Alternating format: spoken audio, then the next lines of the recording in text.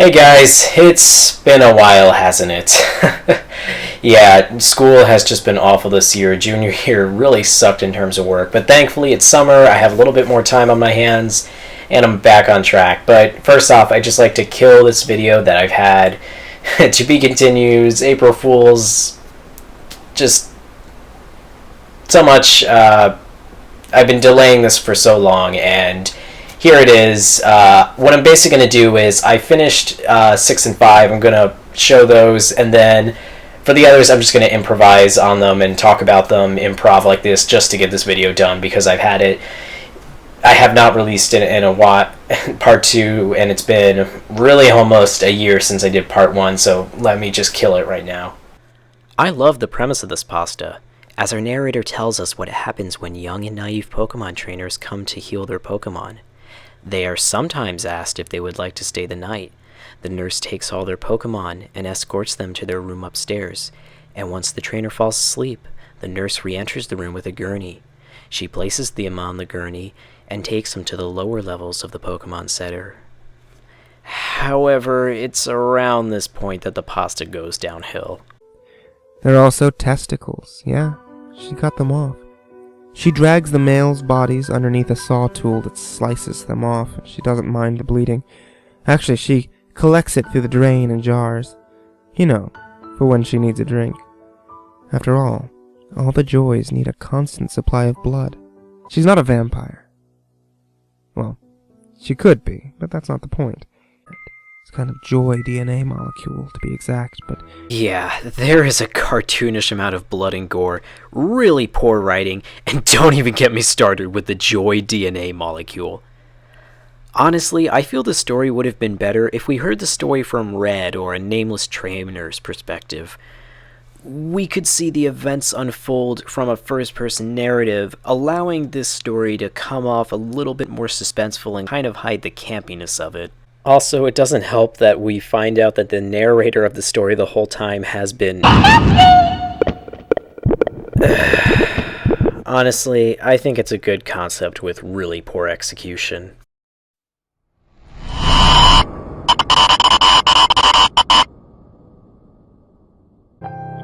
Now before you ask, I don't for 1 second believe that there is a massive conspiracy or hidden reason for the event that I'm about to share with you. I think what happened was an example of something that has no reason, no grand scheme. It simply happened. You know, because comic book characters coming to life and threatening the reader just happens. Number 5, No Heroes. The premise of this pasta involves a DC comic collector purchasing a comic titled Superman, No Heroes. When reading the comic, he is shocked to hear a dark monologue from Superman. Heroes are not real. It's all fake. Everything's a fucking lie. People aren't going to save you. They'll watch you bleed. You deserve to die. Life is a fatal disease, which slowly eats us away. You're not perfect. You're no hero. Superman then goes on a violent rampage, destroying what's left in Metropolis and killing fellow heroes. Superman then gives one final monologue to the reader. For years of watching us suffer, now it's your turn, hero. The disturbed reader begins to read issues of the older, campier Batman to get his mind off of No Heroes.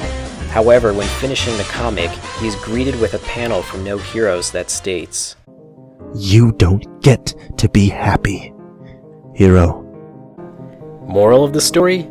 Don't read issues of the New 52. Yeah, it's really hard to take this one seriously, with its overly dark premise, hilarious and out-of-character use of swearing, and its cheesy premise. Although I completely agree with the author's stance on how overly dark DC's comics and media have been as of late.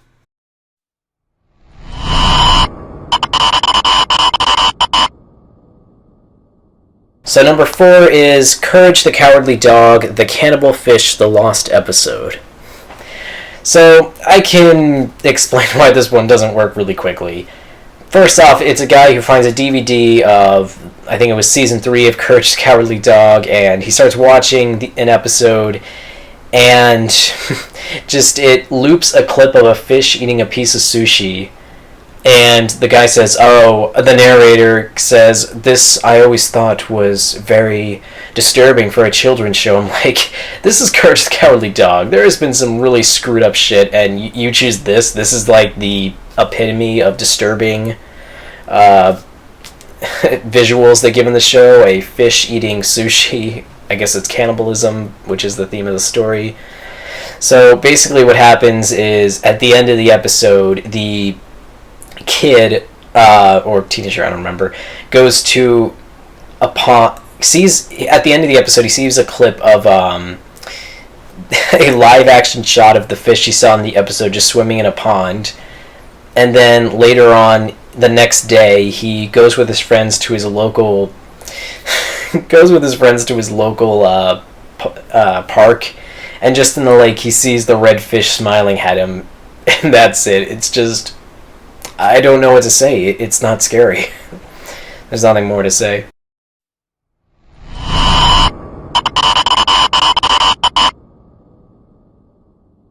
Alright, so number 3 is art class.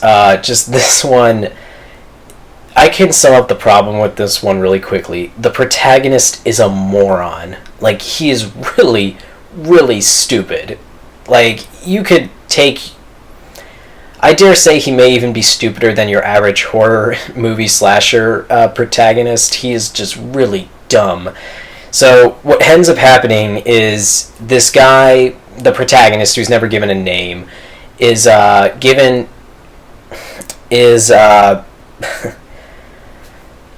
what happens is the protagonist, who's never given a name, is a college art student, and he goes to art class one day, and there's a substitute teacher, and he tells the college students to each take a needle, and he just says, get inspiration from it. And they all leave the class, and he goes back home to either his apartment or dorm, I don't remember which one, and the dog has the needle in his mouth, and then the needles are never referenced ever again. The art teacher never referenced again. I really don't even know why they're in the story, because there's never a point where they tie this back to the central plot of the story. And that central plot is he meets a student named Sean.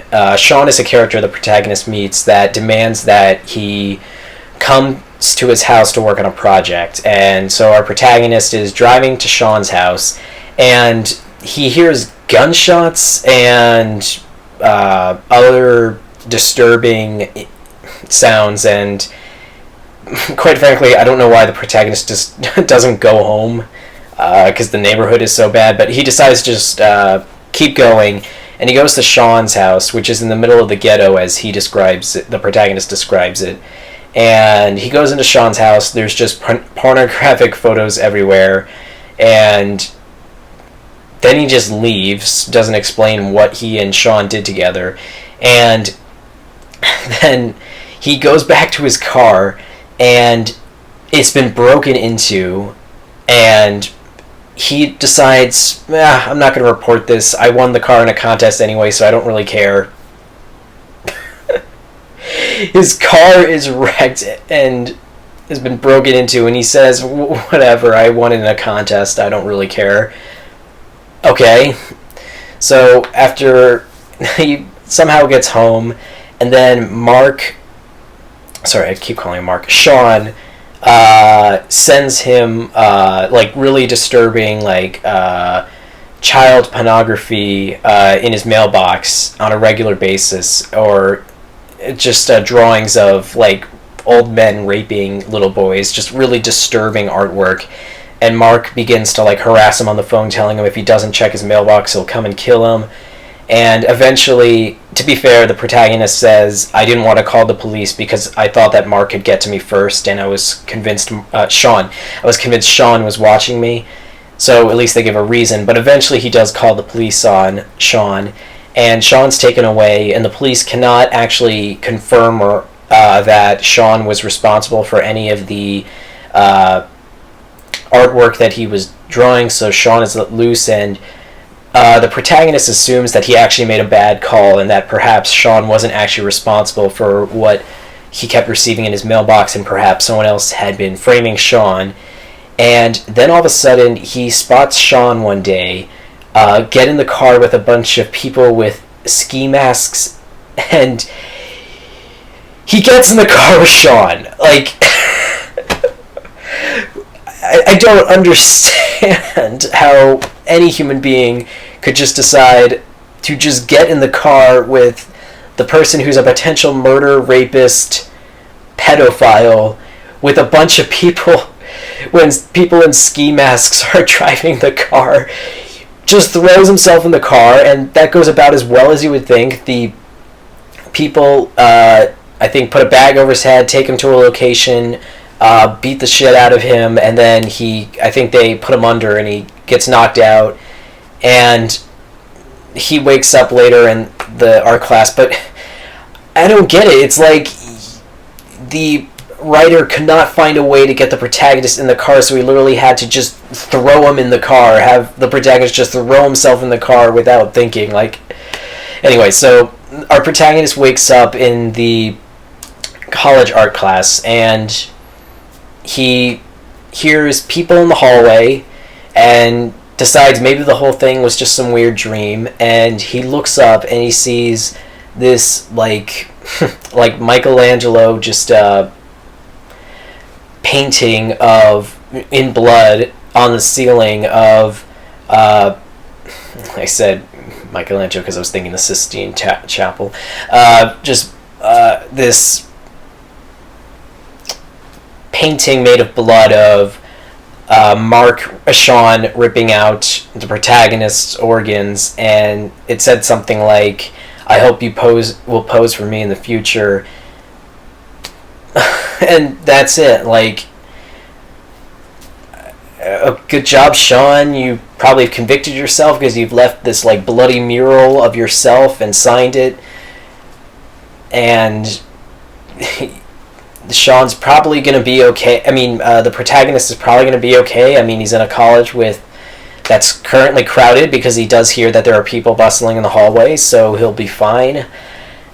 I don't know what to say about this one. It's just, there may have been some good ideas in here, but it's just ruined because the protagonist is a moron, and things just don't add up.